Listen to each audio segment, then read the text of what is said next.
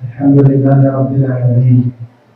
اللهم صل على محمد وعلى ال محمد كما صليت وباركت على ابراهيم وعلى ال ابراهيم في العالمين انك حميد مجيد.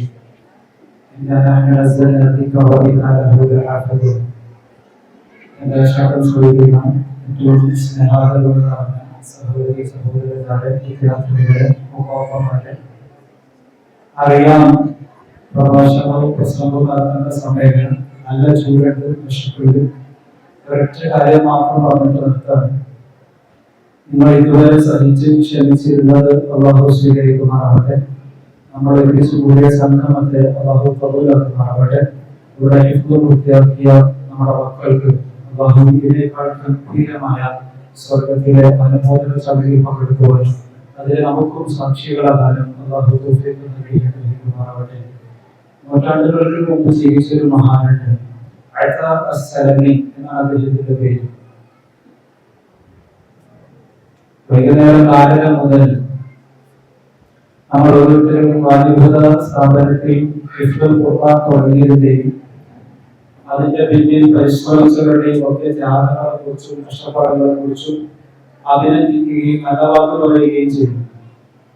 സ്വാഗത പ്രഭാഷണം മുതൽ സമാപന പ്രഭാഷണം വരെ നീണ്ടുനിന്ന അനുമോദന പ്രസംഗങ്ങളിൽ കൊള്ളുകയും എന്റെയും നിങ്ങളെയും പ്രത്യേകിച്ചും ഈ സ്ഥാപനത്തിന്റെ ഉത്തരവാദിത്തപ്പെട്ടവർ, ഈ സ്ഥാപനത്തിൽ പഠിപ്പിച്ചവർ,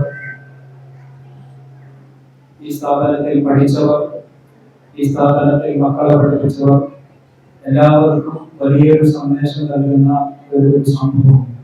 അഅത അസ്സലമി എന്ന് പറയുന്ന മഹാനായ പണ്ഡിതൻ, മഹാനായ ആദിയായ മനുഷ്യനാണ്.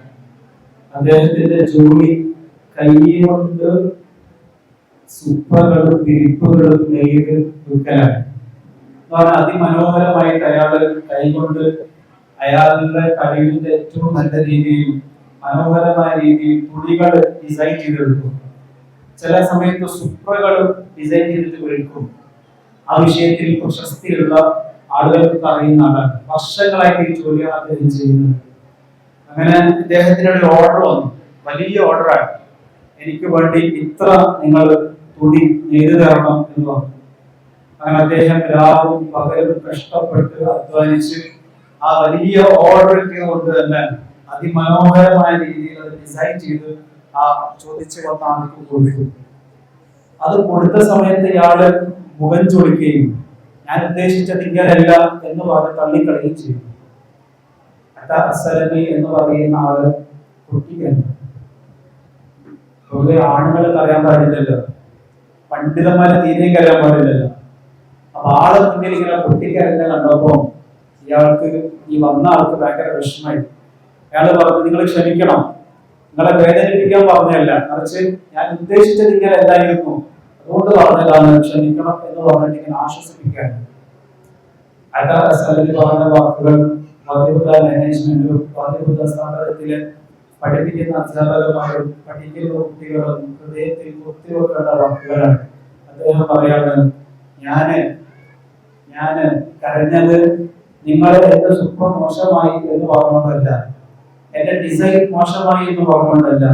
ഒരു നിമിഷം ഞാൻ ആലോചിക്കുകയായിരുന്നു, 60 വർഷക്കാലത്തെ എന്റെ ജീവിതം ഞാൻ ഉറപ്പൊഴിഞ്ഞിട്ടും കഠിനാധ്വാനം ചെയ്തിട്ടും ഖുർആൻ പഠിച്ചിട്ടും നിസ്കരിച്ചിട്ടും നോമ്പനുഷ്ഠിച്ചിട്ടും ദിക്റുകൾ പറഞ്ഞിട്ടും ഇഅ്തികാഫ് ചെയ്തിട്ടും ഉംറ ചെയ്തിട്ടും ഹജ്ജ് ചെയ്തിട്ടും ഒക്കെ മനോഹരമാക്കാൻ ഞാൻ ശ്രമിച്ചിട്ട് അവസാനം പടച്ചവന്റെ മുന്നിൽ എത്തുമ്പോൾ പടച്ചവൻ പറയാൻ, ഇങ്ങനെയല്ല ഞാൻ ഉദ്ദേശിച്ചത് എന്നാലും പറഞ്ഞാൽ.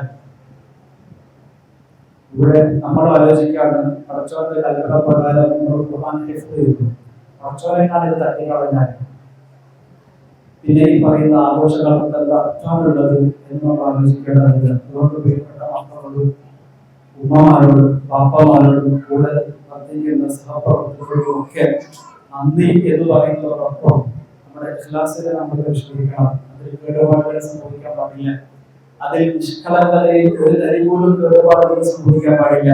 ഇത്രയും നാളെ നമ്മുടെ വിദ്യാർത്ഥികളായിരുന്നു. ഇന്ന് പുതുവസ്ത്ര പഴിഞ്ഞ് മണവാട്ടിയെ പോലെ പുറത്തു വന്നിരിക്കുമ്പോൾ അവരുടെ കഥയിൽ നിങ്ങളൊരു കിരീടം കാണുന്നുണ്ടാവും. ആ കിരീടം സൂറത്ത് ആൽ ഇംറാനിൽ പടച്ചോൻ കൊടുത്ത കിരീടം.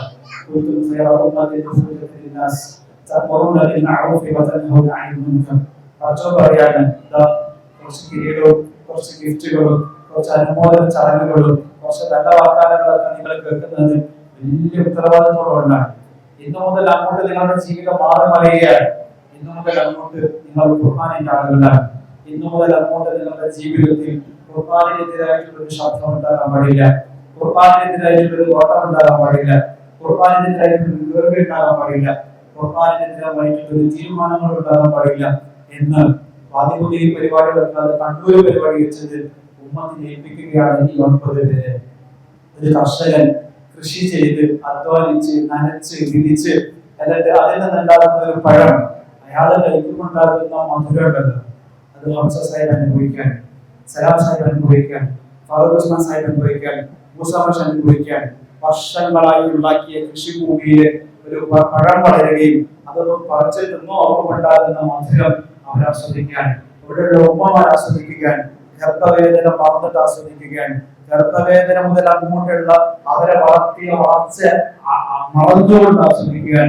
പക്ഷെ അധ്യാപകർ നടത്തി നമ്മൾ മാത്രം തിന്നാൽ പോരാ, ഇത് ഉമ്മത്തി മധുരം അനുഭവിക്കണം എന്ന് പറഞ്ഞ പ്രിയപ്പെട്ടവര് കണ്ണൂരിന്റെ നഗരമധ്യയിൽ ഈ 9 പേരെ ഉമ്മത്തിന് വേണ്ടി സമർപ്പിക്കാൻ ഇവർ ഇന്ന് മുതൽ ഖുർആനിന്റെ പണ്ഡിതന്മാരാണ്, ഉത്തരവാദിത്തമുള്ള ആളുകളാണ്, കുടുംബിനികളാണ്, സാലിഹായ കുടുംബങ്ങൾ ഉണ്ടാകാൻ നേതൃത്വം കൊടുക്കേണ്ടവരാണ്, സാലിഹായ മക്കൾക്ക് ഗർഭം ധരിക്കേണ്ട ആളുകളാണ്, പുതിയ ജീവിതത്തിലേക്ക് കടന്നു പോകേണ്ടവരാണ്. അതുകൊണ്ട് തന്നെ ആ എല്ലാ ജീവിത വഴികളിലും ഇവർ ഖുർആൻ നിയന്ത്രിക്കും, ഇവർക്ക് ഖുർആൻ ഗൈഡൻസ് കൊടുക്കും എന്ന ആത്മവിശ്വാസത്തോടുകൂടി ഈ സംഘം തിരിച്ചുവിടുകയാണ്.